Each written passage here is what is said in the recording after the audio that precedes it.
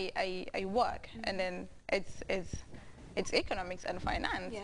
So it's difficult. It's always difficult because people always ask me, oh, you do the Fatty show, you're on the Fatty show. Did you study journalism or media? I'm like, no, it's just a passion. Yeah. Now, it's not wrong to study something and then do something else. I mean, there's always that chance to find yourself within, because growing up we always have this problem of knowing what we want to be, where we want to get. Back in the days, I would say, oh, I wanted to be a pilot. When I was younger, I say that. I think I've said all the positions. Yeah. I wanted to be a pilot. You want to be everything, but then again, there's nothing wrong with trying, because you can study this. Especially going to university sets that foundation for you to think on your feet, to be able to discover yourself and understand yourself better, to be able to deliver in whatever you do. So it's not wrong to study computer science and end up being a nutritionist, maybe, or a politician, something. And the interesting thing about computer science is you can study it and then go into any field that you want. You see people studying computer science and biology. The first time I heard that, I was like, what do you want to do? Create a virus? But that's the good thing about computer science. You fit in everywhere, because we live in a dynamic world right We now, do, yeah. and everything is about technology. So if you have that background, it makes everything easier. And right now I'm in a software development company, and this is where the computer science comes in play, because it makes it easier for me to actually link that to the quality assurance and carry out my everyday work. All right, Kumba. All right, that's why I said in my first speech that it's good to be versatile, you know, and computer science gives you that opportunity. You're doing computer science is a general term. You're doing computer science and you're doing programming, you're doing networking, you're doing theory of computing, you're doing artificial intelligence. How are you able to cope with all those? This is a way of training your brain to be able to work in any kind of field, you know, and then you will do good. So I'm not surprised that Kumbel is, you know, studied computer science, and then she's what, quality assurance. And then here I am working as a graduate assistant at the University of the Gambia, a lecturer of computer science courses. You know, as I speak, I'm a lecturer now. But before we leave, we'll come back to that. We have a group of students from St. Joseph's Senior Secondary School, the ICT group. They're here to talk to us about what they do at school. Welcome to the Fatu Show. Hello viewers, we are the members of the computer club of St. Joseph's Senior Secondary School, and I am also the president of the club. As it is seen, it's a vital and growing role in research. So what do you do? Tell us what you do as a club. As a club, we facilitate students to have easy access to the internet, as we are having an internet access in the school. We promote links between students, between schools, that is in and outside the country. We organize seminars and workshops for students. We have activities like we create awareness about computer literate in the school. So how was your group formulated? Is it a group of IT students in different classes, a certain grade? How did you come about it? Yes, it is different IT students from different classes. Okay, so what are some of the things that you do? Because the internet is very wide. We have so many internet hazards, and you are very young.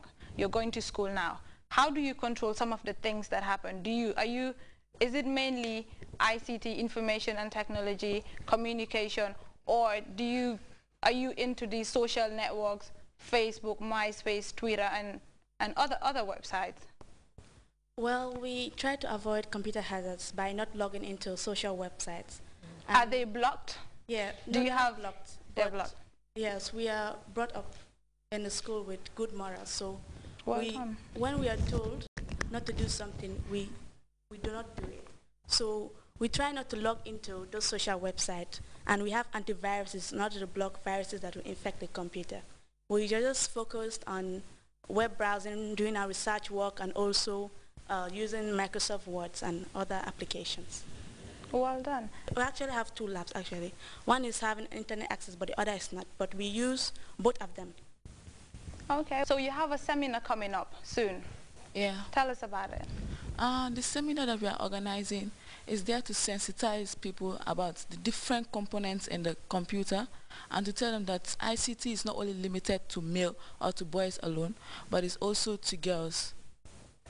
When is it? Well, it will be this month on the 19th. On the 19th, where? St. Joseph Senior Secondary School. Well done. It's good to have you on the Fatu Show, and keep up what you're doing, but most importantly, be careful of internet hazards, raise awareness, sensitize other people in different schools. You can network, form a larger group, not just St. Joseph's, but girls' schools in different areas. You can talk about the internet. Thank you for coming on the Fatu Show. And before we leave, Kumba, do you have any final word to say? Yeah, I think it will be very unfair if I have to sit here without mentioning this particular person who has been always there for me, giving me moral, financial support, and then, you know, advising me in all ways to succeed. And this person is the CEO of Jitacoms. His name is Pasafion Kebe. I'm saying a very big thank you for all the support you've been giving me all this while. Yeah. Thank you. Kumba? The first thing I would want to say is basically about the computer science aspect. One thing I would want to encourage is for a lot of females and a lot of girls to actually partake in this course. And another thing to put in mind is computer science is not just focused on either networking or the software programming and all that, but I studied computer science and I'm a quality assurance engineer, and it blends well. I'm so glad that I actually took part in such a position, such a vacancy, and I'm just promoting and asking everybody to actually come to the computer science aspect of it. It might seem hard, but there are vast things that you can partake in. Thank you very much. And Ajayama?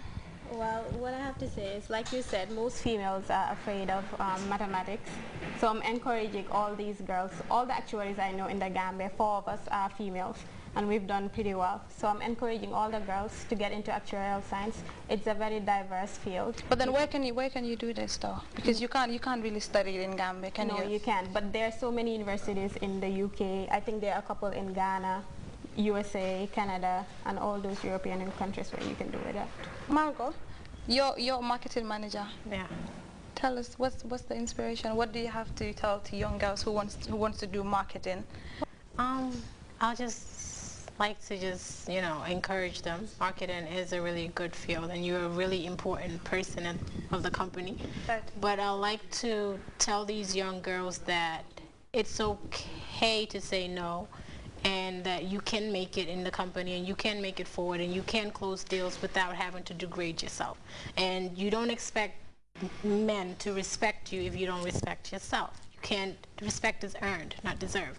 So I just want them to keep that in mind. If you're trying to get into marketing, just always remember your values and your objective, your main objective of going to that certain company.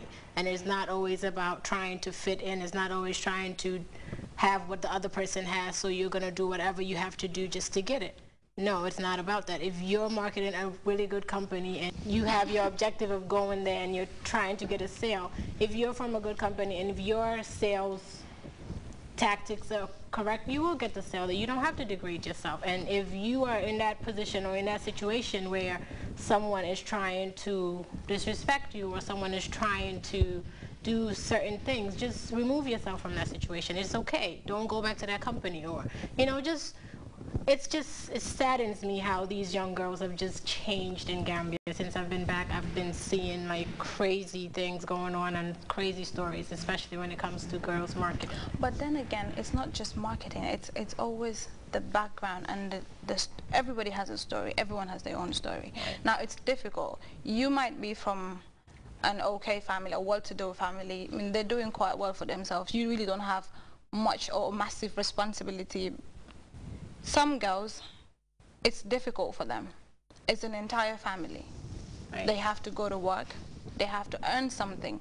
They have to look after themselves to look good. But then you have younger sisters at home, you have siblings at home, and your parents to look after. So it's always very difficult to be able to say no to some of these things. I don't know what message you have, because you're in the field. I'm sure you see these things happening. Maybe you haven't encountered it before, but you must have seen somebody in a position like that.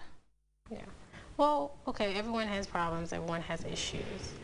And just because, okay, you're the breadwinner of the family, or you have to take care of your parents and your younger ones, that doesn't mean that you have to degrade yourself.